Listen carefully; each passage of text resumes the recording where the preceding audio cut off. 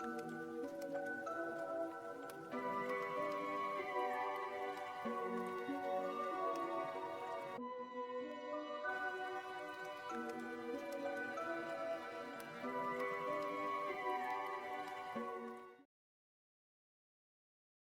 hello, lovelies. Welcome to the Creeping Undergrowth. I'm Nemo, and this is our first ever episode of the Creeping Undergrowth. I'm really excited and nervous, and I hope that you all enjoy your time with me. That said, I want to do a check-in. Make sure that you have hydrated if you haven't already, whether that be tea or juice or flavored water or regular water, whatever you can. Have you eaten today? Have you been able to move around and stretch? Take your meds? And have you celebrated yourself today? And I don't mean necessarily anything big, but those are good too. I mean, celebrating that you woke up this morning, or that you're able to feed yourself, or that you're able to go to work or do a task. Anything, no matter how big or small, is worth celebrating because it's you and you exist.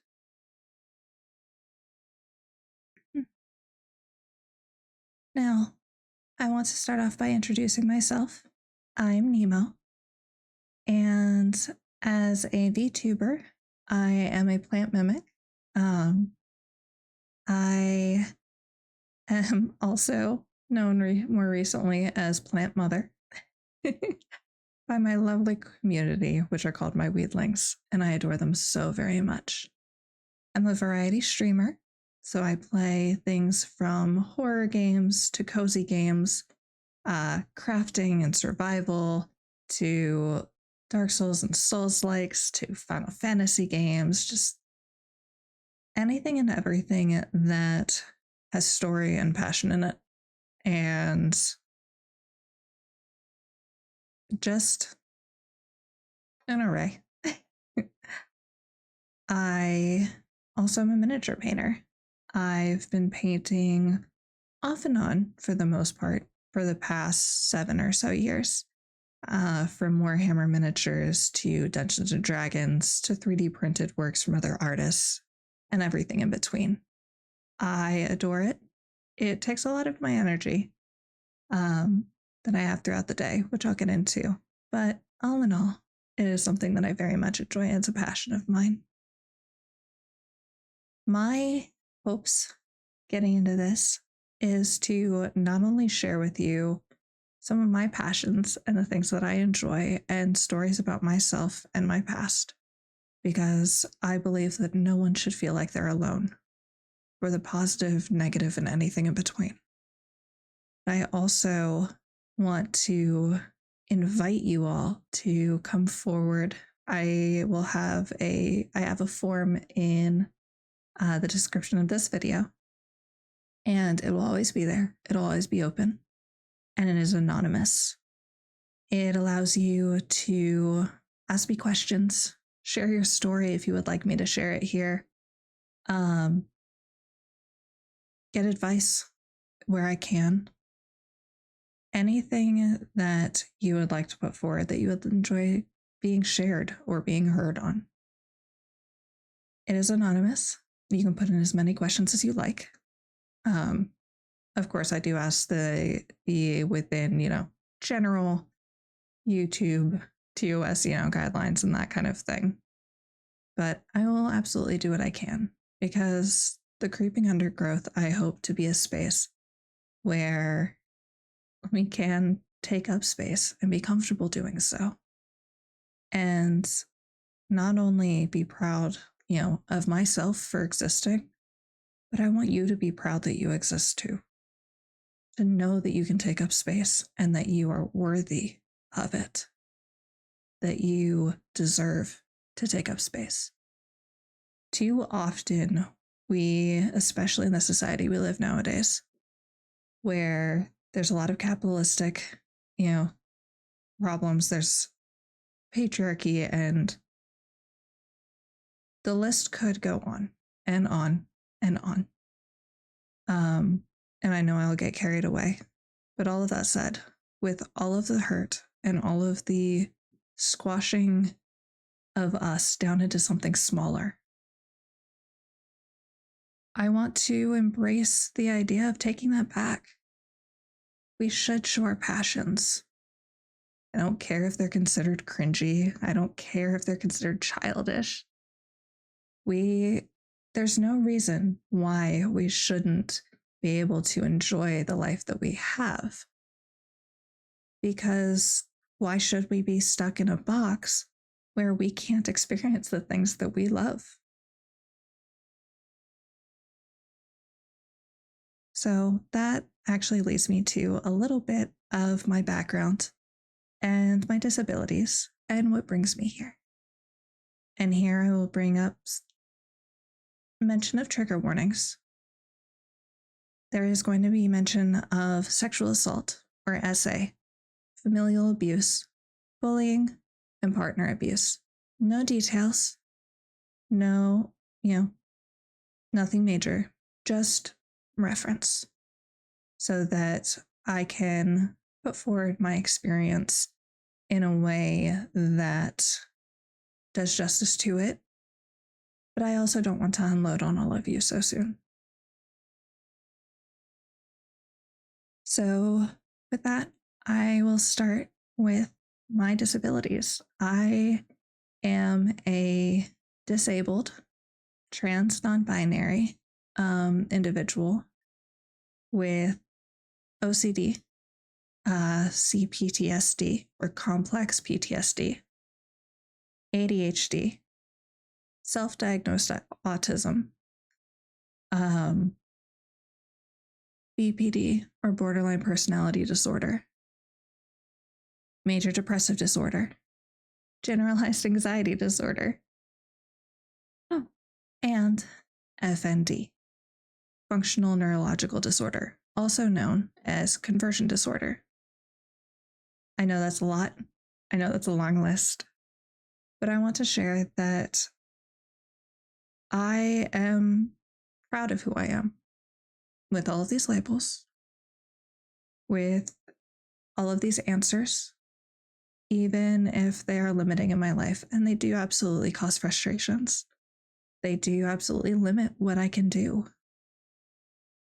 All that said, I want to share them so that hopefully some of you, or all of you, or I'll even take one, can know you're not alone. Know that you can find joy even when things seem lost. And know that you're not alone. You're never alone. And I hope to extend a hand in that and hopefully provide a space to help you feel more at peace and to help encourage you. Now, with that long list comes the background and the reason for the trigger warnings. I am generally pretty open with those that I'm close to about my past. However, there is a lot. So I am 31 years old. From the age of about 6 until the age of near 25,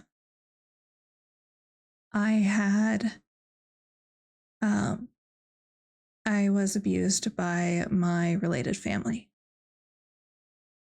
This included physical, this included emotional, this included mental, this included sexual abuse.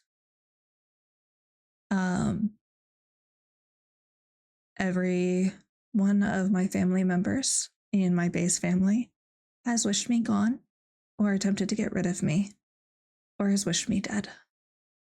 So I have no contact with them. And as heavy as that is, I want to say that I have actually been able to lay them to rest. They are dead to me. And I don't just mean that in an angry way, which would be valid, or in a hateful way, which would also be just as valid. I have every right to be angry. And I am. But mentally, I have been able to put them to rest so that in my mind, I am free of them. They have moved on. They cannot hurt me. I am no contact. They cannot touch me. And if they did somehow haunt me again in the future, I'll find a way to deal with that then. But I did want to assure you that there is a way to get past it. It doesn't take away the hurt or the questions of why. But it does help because you can find freedom. It doesn't always have to be the same way that someone else has done it. You don't have to necessarily dig into every little detail or repeat it over and over until, it feels like your tongue's going to fall out of your mouth. There are other ways. Now, I am not a therapist. I am not a counselor. I am just here to share my experiences. And that's one of them. Continuing the trauma that leads to the list of diagnoses and disabilities. I had broken schooling. I dealt with bullying from fellow students, friends, and the like, all through school. I dealt with sexual assault and physical abuse and emotional manipulation regularly from time of a small child, even through first, second, third grade, even through middle school and through high school. I did not have a year of my school life that did not have some kind of abuse, bullying, or sexual abuse.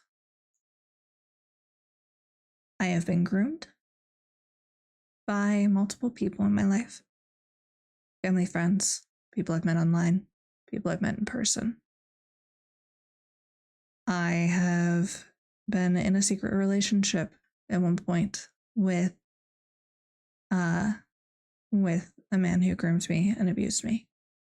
So I have an extensive background with multiple types of abuse. And I'm going to, for now, leave it at that because there is more that I want to get to. But I did want to put forward that the basics of some of the things that I've been through to give a little bit of an outline on what I'm talking about, what my goals are in hoping to encourage myself and you to take up space, and also to let you know if you've been through anything traumatic or anything hurtful, whether it's the loss of someone, whether it's grieving someone who's still alive, whether it's assault or emotional abuse or manipulation. I want you to know that you're not crazy. You're not alone. And being hurt, being angry, being confused, all of those are valid. And if any of you have questions, or want to hear more, either like this or, otherwise, I will have the forum open, and hopefully soon I will have other forums available to kind of let people share their stories more. But for now, if you want to know more, if you want to share your own experience and have it shared, anything like that, there is the form in the description. So all of that about me, I know that was a lot. I'm going to tilt this a little bit towards what I want actually in, or not what I, what I have in the form. Because before I started all of this, I reached out to a couple friends and they anonymously put in questions in the like for me as well. And that brings me to the first question, which I thought would be really fun to start with. Yes, cat. My cat Arabelle is yelling from beside me. All right. But all of that said, the first, there we go, response that I have on the form. All right. The first question was, hey Nemo, I would love to hear what your favorite type of horror is, and could you share some examples along with what you like about it? And I thought that this would be really fun because I not only have a huge passion for different types of horror, but this was a fun thing to start with because I get to brag a little bit about some of the games and media that I enjoy so much. And with that, my favorite type of horror is eldritch horror. The idea of reaching beyond the understanding of the human psyche and understanding, and beyond even the typical idea of the supernatural that we seek to believe and to touch. I enjoy seeing the expressions in me that apologies, the expressions in media that bring in the concepts of what not only pushes the boundaries of our understanding, but the lines that keep us on one side or the other and the balance between sanity and madness. That said, there are many horror genres that push the limits of what we know the human mind to be able to handle, and all considered, the human mind is incredibly resilient. I personally can attest to this. That's not to say that the mind comes out unscathed, not at all, but that we can still reinforce and clean up the foundation. Some of the examples to that, and part of the media that I love so much that represents some of this, are games like Do No Harm, where you are playing a doctor who has gone to an island to fill a position, and you start experiencing strange happenings with some very strange seeming individuals. And as you cure them, you start seeing things and you start developing these experiences. And I still am nowhere near finished with the game overall. I've played through the beginning of it a very good bit, but it's a really fun kind of puzzling type game because you are putting together how to, heal people. It works with the idea of the humors, which I also love. The idea of working with, blood versus bile and whatnot. And the art is gorgeous, honestly. I highly recommend it. It also has some really fun kind of quippiness, if that makes sense, with not only some of the characters, but also some of the, I guess, creatures there, if you want to call them that. It's very good. Another one that I actually just came across recently is what looks like a gacha game called Moramens. I just picked this up recently, and it's another one that has eldritch ties, the idea of, otherworldly beings that we don't understand that are beyond us, the idea that there is, I'm blanking on what it's called because I've only played a little bit, but I'm really excited so far with it. But the actual enemy idea overall is the idea of erasure. It mutates, it erases. You're not just erased from people's memory, you're erased from existence. And that concept is something that, while is scary, it's something that I'm also very intrigued by. The idea that you could go from being here and existing in full and talking and laughing and fighting, and you get taken out and you're just gone. No one remembers you. No one, can find any hints of you. Everything about you just disappears. And that in itself, unlike the like and do no harm, where it's the outer things are possessing and, warping your idea of reality, Mormons and this idea of erasure kind of does an opposite thing in my mind. As it, instead of us experiencing more things, the fear of not existing at all and not being remembered by our loved ones, not having our print on the world, I'm trying to figure out the words for it, but it almost makes it feel hollow. And not in the like, I'm numb, I'm sitting here in shock type of way. Like the how do you stop that? How do you go up against that? That brings me to another game that I love and adore very much, which those who know me won't be surprised at all. It's called Bloodborne. It's made by FromSoft, and it is a Victorian-esque style eldritch horror Souls game. It has a big focus around fighting, and my entire brain blanked. It has a big thing around motherhood and the idea of doing anything to gain knowledge, gain evolution. There is a want by the old ones to be able to conceive and carry on their line, and a lot of them are unable to.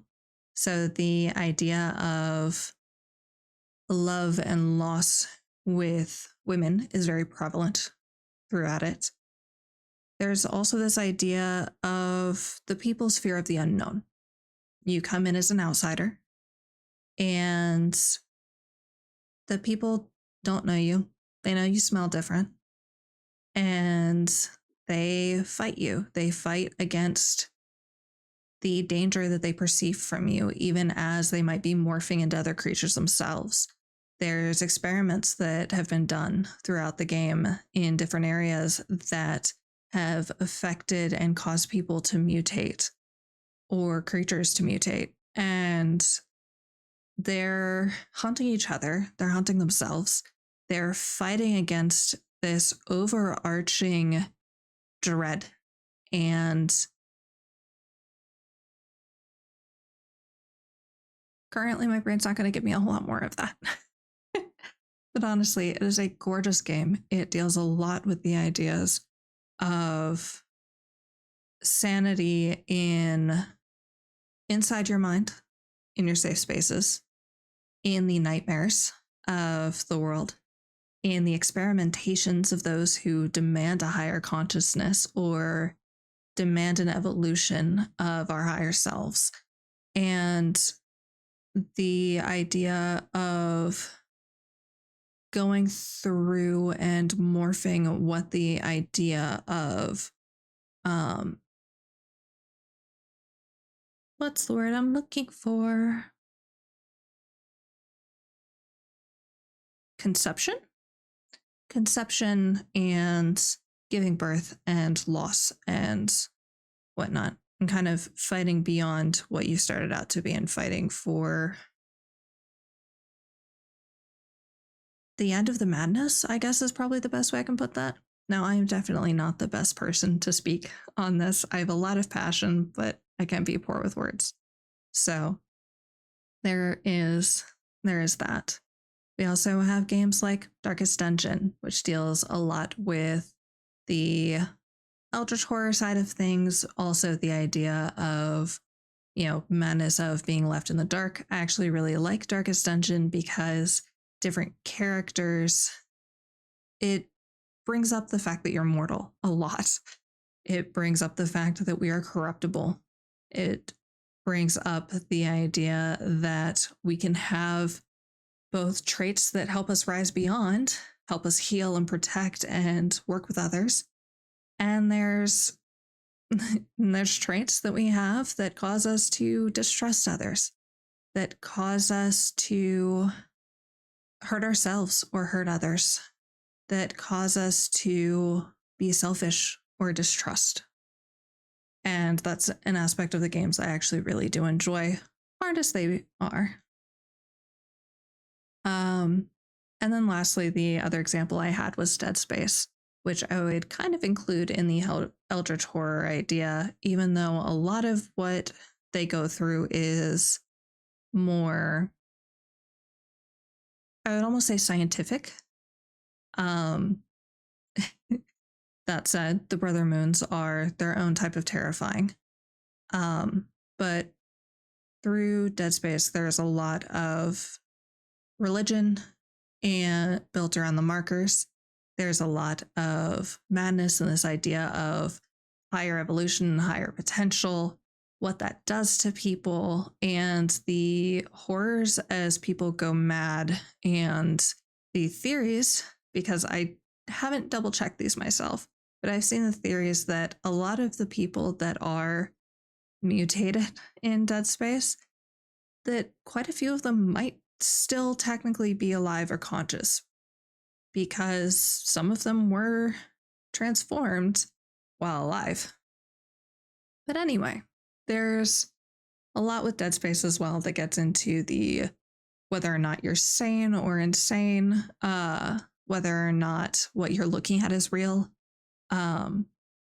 It's honestly a really good series. It's another one that I really enjoy. I have not played all the way through it. Well, I intend to in the future. Dead Space is what started my initial YouTube journey, I'm going to say. And I was unable to finish it at the time. I'm a little bit braver, I'd like to think, nowadays. So I'm hoping that that I'd be able to work with it there. But that, I think, is a very, very long answer to the question of what my favorite type of horror is, which eldritch horror. Dipping into the ideas of what the human mind can receive, what we can stretch to encompass, how resilient we can be, and what it's like for a human being to break. I think this type of horror also resonates pretty heavily with me because, like I said, I very much can attest to the idea that we are resilient. As I said earlier, my trauma is pretty extensive. I have more than 20 years of extensive trauma. Every aspect of my life was touched, from the way that I look, to the way that I sound, to my actions, to stimming. Every aspect of me was squashed down or broken down in some way. And that now is actually a big reason why I wanted to start the Creeping Undergrowth. Because I'd like to stand here as proof that it is possible to keep going. It is possible to enjoy life. And it is possible to feel like you are worthy. And that sharing that idea means the world to me. Because you all mean the world to me. I know I don't know you looking, at this video. I know I don't know what you've been through. I don't know what your experiences are. And I don't know what you're feeling right now. But I do hope that as we go through this, you can find some encouragement, some kindness, some relation, or even just some brain rot listening to a video. Either way, I'm really happy to be here, and I'm so thankful for all of you. And yeah, with all of that, I'm figuring out how to end this. um, if you can share this, like and subscribe and all of that stuff, that would be very helpful. I do want to push this out as far as I can, get more weedlings in here. And like I said, there will be a Google form in the description of this video. It's also in my link tree. It's in my about on YouTube. You can find it in a number of places. And it is anonymous. You can ask me whatever you'd like, or make comments, or whatever you'd like to do. And I will be choosing some to share on here as we go. I also want to give a reminder before I end this, kind of an encouragement and a reminder to myself and to you, so that hopefully we can take this with us. The reminder is that rest is not lazy. We are often taught by society that if we are not doing something productive, then we're lazy. If we're not doing something at our 100% or 150%, then we are lazy. And that is not correct. So many of us work ourselves beyond what we are capable of because we are trying to meet goals set by society that are impossible or near impossible to achieve, at the very least long term. And especially for those of us who are disabled or overworked or even just tired. Rest is not lazy, it is necessary. And I'm not saying just sitting and scrolling, on TikTok or on Facebook. I mean doing something that brings you joy. That is rest. It can be sleeping. If you just need to lay down and sleep, it can be sitting down and reading a book. It can be going for a walk. It can be staring into the void and offering it snacks if that brings you joy. That kind of thing is rest. The rest that puts us first because we deserve it, without the guilt and with reminding ourselves that we don't have to be doing something else to be productive. Rest is productive.